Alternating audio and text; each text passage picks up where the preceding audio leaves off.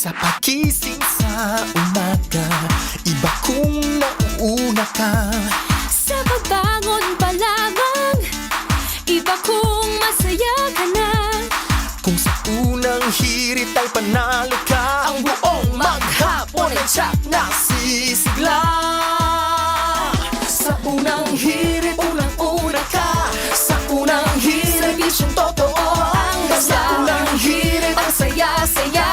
Sa unang hirit, unang hirit, unang hirit, mangunguna ka. Unang hirit, unang-una ka. Balitang dapat na malaman, impormasyong may pakinabang. Sa unang hirit,